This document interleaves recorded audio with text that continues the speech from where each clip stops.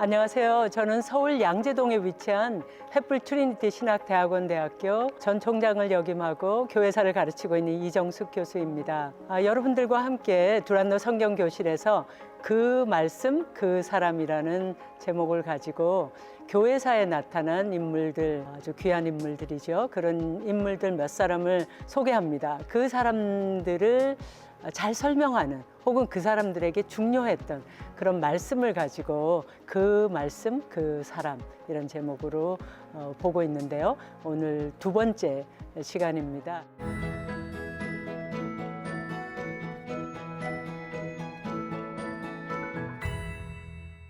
두 번째 시간은 여전히 초대교회의 아주 중요한 인물이고요. 우리가 잘 알고 있는 그런 분이기도 합니다. 제가 이제 이분을 소개하기 전에 여러분들한테 질문을 좀 드릴까 하는데요. 여러분들은 책 읽는 것을 좋아하시나요? 좋아하신다고요? 요즘 사실 볼 게 너무 많잖아요. 들을 것도 많고. 그래서 책 읽는 것을 좀 등한시하게 되기 쉬운 것 같아요. 그렇지만 책 읽는 것이 중요하다. 이것에 대해서는 아무도 부정하지 않죠. 근데 이 기독교에서 어떤 책을 읽어야 되느냐? 당연히 성경이죠. 그렇지만 성경 말고도 우리가 성경을 더 잘 이해하게 또 성경의 말씀을 가지고 살았던 사람들, 뭐 그런 것들에 대해서 좀 알고 싶다면 어떤 책을 읽어야 될까요? 이럴 때 이제 이것을 우리가 보통 기독교 고전을 읽어라 이제 이렇게 많이 얘기하거든요. 근데 기독교 고전 할 때 제일 첫 번째 생각나는 책 혹시 아실까요? 예, 그 책은 바로 어거스틴 혹은 아우구스티누스의 고백록, 예전에는 참회록이라고 불렀어요. 그래서 참회록 혹은 고백록, 요즘 최근에 나온 번역들은 다 고백록이라고 다 통일되어져 있습니다. 자, 어거스틴 혹은 아우구스티누스 같은 사람인데 영어식 이름으로 하면 어거스틴이고요. 라틴어식 원래 이름대로 하면 아우구스티누스입니다. 그래서 예전에 우리나라에서 어거스틴이라고 했고요. 지금도 연배가 좀 있으신 분들은 어거스틴이라고 해야 더 익숙합니다. 근데 아우구스티누스는 이제 교과서에 다 나와 있고 우리나라의 원지음 원칙에 의해서 번역되어진 이름이기 때문에 우리가 아우구스티누스라고 좀 길어도 그렇게 부르는 것이 맞습니다. 자, 아우구스티누스의 고백록에 나오는 말씀을 살펴보겠는데 이 말씀은 아우구스티누스가 기독교로 회심을 결정적으로 하게 되는 그런 구절입니다. 궁금하시죠? 그 말씀은 로마서 13장 13절 14절의 말씀입니다. 자, 이 말씀을 제가 해드리기 전에 조금 배경을 얘기하겠습니다. 아우구스티누스는 354년에 태어나셨어요.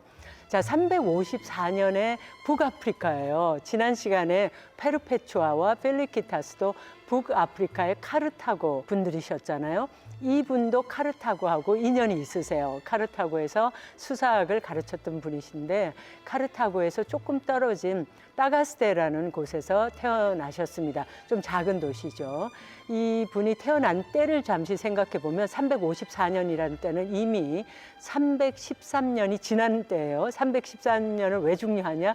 밀라노 칙령 때문에 그래요. 밀라노라는 곳에서 컨스탄티누스 혹은 콘스탄틴 대제, 이 대제가 313년에 밀라노 칙령을 내렸는데 그때 내린 게 기독교 종교를 더 이상 불법 종교가 아니라 로마 제국의 합법 종교로 인정해 준다, 이런 칙령을 내린 겁니다. 그래서 더 이상 기독교 박해가 없었다고 할 수 있어요. 아주 없진 않았습니다. 조금 있었어요, 나중에도. 그렇지만 이제 원칙적으로 뭐 거의 없어졌다고 해도 됩니다. 근데 354년이 됐을 때는 이미 뭐 거의 국교화되었다라고도 할 수 있을 정도로 기독교인이 되는 게 더 유리해요. 예전에 기독교인이 되는 건 절대적으로 불리한 거였어요. 그래서 페르페투아와 펠리키스도 죽을 수밖에 없었다면 이제는 여러 가지 혜택이 오히려 많은 그런 좋은 시절이 됐습니다. 콘스탄티누스 황제는 로마에 있던 로마 제국 전체의 수도를 콘스탄티노플, 즉 지금의 이스탄불이죠. 예전에 비잔티움이라던 곳에 옮겨가가지고 수도를 천도한 거죠. 수도도 옮겨서 좀 중심을, 로마 제국이 동서로 쫙 이렇게 지중해 연안을 중심으로 펼쳐져 있잖아요. 그러니까 좀 중간쯤으로 가자라고 생각한 것 같죠. 그리고 또 여러 가지 다른 정치적인 목적도 있었습니다. 그렇게 해서 옮겨가서 콘스탄티노플, 자기의 이름을 기념하는 도시 그 시대를 시작했고요. 여러 가지로 로마 제국이 어떤 의미에서 전성기를 누리고 있었던 그런 시대라고도 할 수 있습니다. 그럴 때 아우구스티누스는 태어났고요. 그의 부모님은, 아버님은 이교도였어요. 어머님은 잘 알려진 것처럼 성 모니카라는 분이셨고 기독교인이셨어요. 이분은 이제 가톨릭교에서는 성인으로 그렇게 추대하고 있죠. 어머님이 굉장히 이제 신앙이 좋았다고 그러는데, 저는 뭐 개인적으로 고백록을 읽으면서 이 어머님이 특별히 신앙이 아주 좋았다라기보다는 그냥 우리 흔히 보는 어머님들하고 비슷하게 아주 열성적인 그런 또 신앙, 요즘 원체 신앙 좋은 어머님들이 많으시니까요. 그런 분들하고 좀 비슷하다 이런 생각을 하게 되고요. 그러나 가톨릭 교회에서 이분을 성자로 만들었을 때는 여러 가지 심사를 거치거든요. 그래서 그걸 또 우리가 존중해 드릴 필요가 있죠. 그래서 성 모니카라고 그렇게 또 할 수 있습니다. 이 부모님들이 굉장히 교육열이 있으셨던 것 같고요. 그래서 일찍 한 10살쯤 되었을 때 아우구스티누스는 다른 지역으로 가서 또 공부를 더 하게 되고요. 또 고향으로 돌아와서 문법 학교를 세우고 또 카르타고에 가가지고 수사학 교사로서 그렇게 가르치게 됩니다. 그런데 이 아우구스티누스 하면 우리가 흔히 또 생각하는 게 이 또 모니카가 왜 이렇게 주목을 받냐, 어머니가. 아들이 방탕했는데 어머니가 간절히 기도해서 아들을 돌아오게 했다. 주님께 돌아오겠든지 이런 이야기를 구조를 갖고 어머니를 더 높이는 그런 게 좀 있습니다. 근데 이제 고백록을 읽어보면 아우구스티누스는 정말 그 진리에 대한 그런 갈증이 있었던 10대 청년의 삶을 살았어요. 그러니까 10대 때 아우구스티누스가 뭐 방탕했다면 방탕했던 거예요. 그런데 이건 당시의 문화하고 우리가 또 생각해 보면, 당시에는 법적으로 결혼할 수 있는 연령이 로마 제국에서 12세였어요. 그러니까 12세가 되면 결혼하는 거예요. 그거보다 더 어릴 때도 결혼했어요. 사실은 많이 했어요. 기독교가 로마 제국에서 굉장히 성공할 수 있었던 중요한 원인 중에 하나로 로드니 스탁이라는 유명한 종교 사회학자는 기독교인들은 결혼을 좀 늦게 한 데 있다라고 봅니다. 이 결혼을 좀 늦게 했다라는 건 그만큼 성숙한 나이에 결혼을 하고 성숙한 나이에 했기 때문에 훨씬 결혼 생활도 더 안정적으로 할 수 있고 자녀 생산에 있어서도 더 안정적이고 안전한 그런 출산을 할 수 있었다, 이렇게 되는 거죠. 굉장히 재미있는 연구들이 있습니다.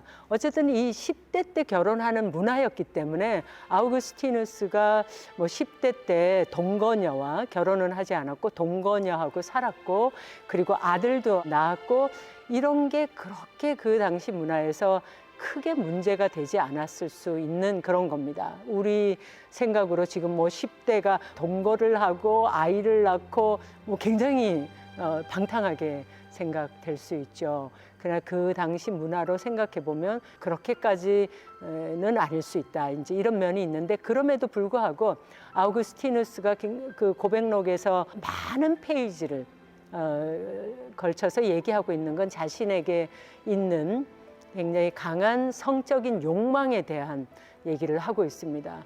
이 고백록이라는 책은 정말 재밌는 책이에요. Confessions, 자기의 삶을 고백하는 거예요. 누구에게? 하나님께 내 삶을 이렇게 돌이켜 보면서 한 40대에 쓴 책인데, 아 정말 나는 그때 이랬고 저랬고 주님께서 그때 나를 이렇게 하셨고 저렇게 하셨고 그런 얘기를 드리고 있는 거예요. 근데 당시에 사람들에게 이런 식의 고백은 기대할 수 없었어요. 그래서 고백록이 가치가 큰 겁니다. 이 고백록은 기독교 문학에 있어서 또 기독교 신학 서적에 있어서 정말 특별한 장르를 만들었어요. 플루타크 영웅전이라고 생각나시죠? 그런 영웅전이 많았던 게 로마 제국이에요. 정복이 많았고 전쟁이 많았고 이런 시대에서 영웅이 필요했습니다. 그래서 그런 내가 잘한 것들 그런 걸 얘기할 수 있지만 나의 치부를 나의 욕망을 숨겨진 것들을 굳이 얘기하지 않아도 됐어요. 그러나 아우구스티누스는 하나님 앞에서 자기 자신의 내면을 성찰하게 됐고 내면을 치유하는 일에 힘썼던 거예요. 그래서 그런 10대에 자기가 겪었던 성적인 갈등들, 욕망들, 그걸 억제하지 못해서 했던 일들, 그런 일들을 얘기하고 있습니다. 물론 그 외에 여러 가지 죄들을 고백하고 있습니다. 지금 읽어보면 사실 그렇게 대단한 것들이 아닐 수 있는데 굉장히 예민하게 반응한 것을 봐 그는 분명히 하나님의 진리를 추구하는 사람이었다라는 걸 동시에 우리가 또 생각할 수 있습니다. 그래서 이제 이 고백록을 나중에 쓰게 되는데요. 이런 진리에 대한 갈증 때문에 마니교라는 것을 믿게 되었는데요. 이 마니교에 한 9년 정도 있어요. 이거는 이제 이방 종교고 카르타고는 당시에 아주 큰 도시였고 이방 종교들이 또 활발한 곳이기도 했어요. 그래서 마니교는 이제 그 중에 조로아스터교에서 나온 그런 교 중에 하나인데 이 종교가 참 재밌는 게 이원론의 세계를 갖고 있어요. 빛이 있고 어둠이 있고 제가 지금 촬영하는 이 스튜디오는 빛과 어둠의 대조가 아주 극명합니다. 아주 강한 빛으로 저를 비추고 있는가 하면 저쪽에 굉장히 어두워요. 그래서 상대적으로 저는 더 빛과 어둠의 대조를 보고 있는데 빛과 어둠은 동일한 세력입니다. 이게 이원론이에요. 그래서 빛이 있으면 이 빛이라는 건 선의 세계이고 어둠은 악의 세계예요. 근데 이 선과 악이 동일한 힘으로 굉장히 강력하게 대결하고 있다는 것입니다. 그럼 누구나 빛에 속하고 싶지 어둠에 속하고 싶지는 않지 않습니까? 그럼 어떻게 우리가 빛의 세계에 속하냐? 어떻게 우리가 선을 유지하면서 인간답게 살아갈 수 있느냐? 그렇게 하기 위해서는 끊임없이 금욕의 생활을 해야 돼요. 끊임없이 영적인 삶에 속하기 위해서 육신에 속한 것들을 버려야 돼요. 육신에 속한 게 뭐예요? 먹고 싶은 것도 좀 절제해야 되고요. 성욕을 좀 절제해야 되고 자고 싶을 때 다 자면 안 돼요. 게으르고 싶을 때 다 게으르면 안 되는 거죠. 그렇게 함으로써 거룩하고 아주 높은 수준의 그런 세계, 고양된 그 덕의 세계를 유지하기 위해서 애써야 되는 게 이제 이 마니교의 가르침인 거예요. 왜냐하면 악의 세계는 아주 힘이 센 실체이기 때문에 바로 이 선에 속하기 위해서 더욱더 여기에서 달려나와서 더 선에 속해야 돼. 이제 이런 세계관을 갖고 있었는데 우리가 일상으로 생각해 보면 굉장히 이게 말이 되잖아요. 그리고 성경에도 신약 성경에 특별히 빛과 어두움에 대한 대조가 많이 나옵니다. 어두움의 일을 벗고 빛에 속하자, 빛의 세계에 들어가자 이런 이제 충고 때문에 우리가 얼핏 생각하면 우리 기독교에서도 이원론을 가르치는 거 아니냐. 악마의 세계가 있고 사탄의 세계가 있고 하나님의 세계고. 근데 기독교에서 가르치는 것은 이원론이 절대 아닙니다. 빛과 어두움, 하나님께서는 어두움을 허락하십니다. 그러나 이 어두움도 하나님의 세계에 하나님이 만드신 것이고 하나님의 세계에 속하여 있습니다. 그래서 예수 그리스도께서 빛으로 오셨다고 요한복음 1장에서 얘기하고 있을 때 이 빛이 오매 어두움이 예수 그리스도의 그 빛을 이기지 못했다라고 얘기하고 있습니다. 그렇죠. 절대 이길 수가 없습니다. 그 마니교에서는 이 어둠의 세계는 너무나 강력했기 때문에 이 빛의 세계에 들어가는 것이 정말 어렵고 너무나 애를 많이 써야 됐고 아우구스티누스 젊은 나이에서는 10대의 나이에 거의 해결책이 없는 듯이 보였습니다. 그러나 그는 노력했습니다. 9년간 노력했고 그 마지막에 여정의 마지막에 아주 그 마니교의 유명한 선생님이 동네에 온다고 해서 그를 기다렸죠. 그래서 자기가 너무 힘든 이 여정을 좀 해결해 줄 수 있을 걸 기대했는데 막상 그 선생이 왔는데 도움이 별로 되지 못했어요. 그래서 이 마니교에는 답이 없구나 라고 해서 떠나게 됩니다. 또 그때에 그는 수사학 교사로서 카르타고에서 그렇게 재미가 좀 없었던 것 같아요. 그 고백록에 의하면. 그래서 이제 로마로 가자. 로마에 가서 나의 커리어를 좀 더 발전시켜 보자. 그렇게 해서 이제 로마로 가게 되고요. 로마에 가서도 뭐 그렇게 잘 되지는 않았던 것 같습니다. 우리 인생에 다 성공만 있는 게 아니죠. 이런 유명한 아우구스티누스의 삶도 좌절과 실패가 많았던 것 여러분도 기억하시면 나쁘지 않을 겁니다. 근데 어떻게 할까 그러다 밀라노에서 그 유명한 도시, 패션의 도시, 또 예술의 도시 밀라노에서 당시에 수사학 교사를 모집한다 이런 공고를 보게 됐습니다. 그래서 거기에 응시하게 됐고 선생으로 이제 뽑혀가지고 로마에서 밀라노 꽤 가야 됩니다. 밀라노는 북쪽에 있죠. 그래서 밀라노로 옮겨가게 됩니다. 거기에 갔던 것이 이 아우구스티누스에게는 정말 결정적인 기독교로 옮겨갈 수 있는 계기를 만들어줍니다. 그 과정에서 이 마니교를 떠나서 아우구스티누스는 계속해서 공부하죠. 공부하는 가운데 특별히 신플라톤주의라는 플라톤주의에서 또 한 단계 발전한 신플라톤주의에 좀 빠지게 됩니다. 신플라톤주의는 이원론이 아니라 일원론인데 아직 기독교만큼의 그런 분명한 진리를 전해주지 못하는 그러나 상당히 기독교에 가까워질 수 있는 그런 철학 사상이었습니다. 그래서 거기에 빠져서 충분히 이제 기독교로 갈 수 있는 하나의 그 징검다리를 건넜다라고 생각해 볼 수 있겠죠. 그래서 밀라노에 가게 됐고 밀라노는 당시에 암브로시우스라는 아주 유명한 주교님이 계셨어요. 이분은 원래 이제 평신도였고 행정관이었고 그런데 이제 그 도시가 이분의 탁월한 능력을 알아보고 이분을 주교가 되기를 원합니다. 그래서 신학도 공부하시고 이제 주교가 되었는데 특별히 설교를 아주 잘하셨던 걸로 알려져 있고요. 목회도 당연히 잘하셨던 그런 분이셨습니다. 그래서 이제 이분을 만나게 되면서 이분의 설교를 듣고 그래서 성경을 내가 이전에 성경을 몰랐던 건 아닌 것 같습니다. 그래서 이전에 알았던 여러 가지 특별히 구약 성경에 나온 어려운 구절들이 많았어요. 근데 그런 구절들에 대한 해석을 상당히 그 깊이 있게 듣게 됩니다. 그런 과정에 자기가 이제 기독교에 더 가까이 갔고 또 어머님을 모시고 오게 됐어요. 아프리카에서 어머님을 모시고 해서 같이 있고 어머님의 또 영향도 충분히 있었을 수 있겠죠. 그런 과정에서 이 아우구스티누스는 이제 기독교에 이제 점점 더 가까워오고 있기는 했지만 여전히 자기 안에 있는 모든 욕망들을 자기가 제어하지 못하는 그런 자신이 굉장히 한심했었습니다. 그래서 그것 때문에 아주 절망스러운 상태까지 이르렀고요. 그러니까 이런 모든 것들이 하면서도 자기가 결국은 난 여전히 육체지고 어두움의 세계에 속한 사람 같다라는 걸 버릴 수가 없는 거죠.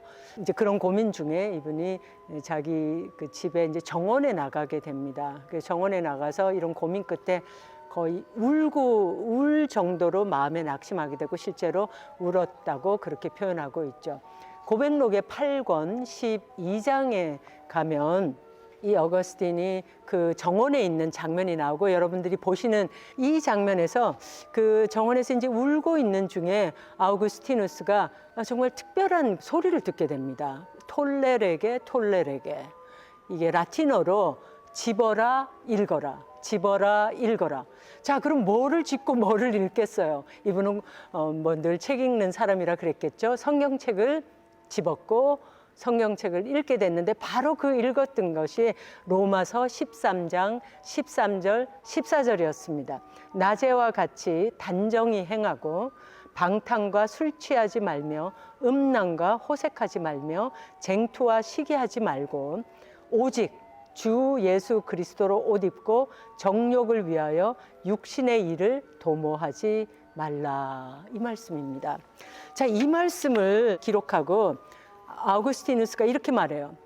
나는 더 읽고 싶지 않았으며 그럴 필요도 없었나이다. 이 문장이 끝나자마자 즉시로 충만한 확신의 빛 같은 것이 내 마음에 들어왔고 의심의 모든 어두움이 사라졌나이다. 이렇게 얘기하고 있습니다. 그리고 이제 집에 가가지고 이 놀라운 경험을 어머니와 모니카와 나누게 됐는데 어머니께서는 우리의 온갖 구하는 것이나 생각하는 것에 더 넘치도록 능히 하실 주님을 찬양합시다. 이제 이렇게 하면서 두 사람이 하나님을 찬양하는 시간을 가진 것으로 기록되어져 있습니다. 저는 이 구절을 굉장히 정말 많이 생각했습니다. 학생들에게 많이 오랫동안, 제가 이제 내년이면 은퇴니까요. 너무 많이 가르쳤겠죠. 늘 생각하면서 도대체 어떤 이 구절 중에서 무엇이 아우구스티누스를 사로잡았을까 많이 생각했는데요. 저는 오직 주 예수 그리스도로 옷 입고, 이 말씀이라고 생각하게 됩니다. 이 아우구스티누스가 끊임없이 힘들었던 것은 자기 이 육신의 모든 그런 유혹과 욕망, 이것은 진리로부터 자기를 자꾸 멀어지게 하는 것인데, 온전한 구원의 일을 진리에 도달할 수 있는 그것이 도대체 어떻게 내가 내 인간의 육신을 가진 내 인간으로 갈 수 있을까? 이게 고민인 거잖아요. 자기 힘으로 막 애를 쓰면 어느 날은 잘 되고 어느 날은 또 너무 안 되는 거예요. 그러니까 또 쓰러지고 또 일어나 보고 또 쓰러지고. 그러니까 이게 너무 힘들었던 거지 않습니까? 여러분은 그런 경험 없으세요? 전 많이 있습니다. 이게 도대체 뭘까? 그런데 이 구절에서 바로 예수 그리스도로 옷 입어라. 나로는 안 된다는 거죠. 내가 아무리 힘써도, 내가 뭐 철학의 옷을, 도덕의 옷을, 또 유명한 사상의 옷을, 뭐 사람들의 그 응원의 옷을, 그런 거 입는 정도 갖고는 안 된다는 거예요. 예수 그리스도로 옷 입어야지 된다는 거예요. 예수 그리스도로 옷 입는다. 또 이건 무슨 표현이냐? 로마 제국 시대에 옷 입는다라는 표현은요, 다른 사람이 된다는 표현이에요. 연극 배우들이 옷을 입잖아요. 왕의 옷을 입었다. 그리고 이렇게 좋은 의자에 앉았다. 그러면 왕이 되잖아요. 그게 바로 이 당시의 표현법이에요. 그래서 예수 그리스도로 옷 입는다는 건 우리가 예수 그리스도로 다른 사람이, 그리스도 안에서 다른 사람이 되는 거예요. 우리 힘으로 못해요. 그러나 그리스도 안에 들어갈 때, 그리스도로 옷 입을 때, 그리스도인이 될 때, 그럴 때 우리는 그리스도의 힘으로 할 수 있게 되는 거예요. 그리스도께서 우리를 위해서 구원을 이루어 놓으셨으니까 그거에 참여하는 거예요. 그래서 그 빛으로 우리가 살아가면, 그러면 바로 우리는 육신을 이기고 빛에 속한 자녀답게 살아갈 수 있게 된다는 거죠. 여러분들 어떠세요? 여러분 지금 무슨 옷을 입고 계세요? 이런 옷 뭐 입어야 되죠. 그러나 정말 이 위에 우리는 예수 그리스도의 옷을 입어야 됩니다. 아우구스티누스는 그 예수 그리스도의 옷을 입는 것을 알게 되고 나서 그는 정말 이 기독교 역사에서 가장 중요한 신학자가 되었고요. 또 목회자가 되어서 히포의 감독, 아프리카로 돌아가서 히포라는 도시의 감독으로 그렇게 살고 일생을 마치셨습니다. 더 이상 결혼하지 않으셨어요. 그는 수도원을 만들어서 정말 하나님께 온전히 자기 자신을 드리는 그런 놀라운 생애를 살았습니다. 여러분, 또 저도 예수 그리스도로 옷 입는 오늘 하루가 되고 또 평생이 되었으면 좋겠습니다. 여러분들이 그렇게 사시기를 축복합니다.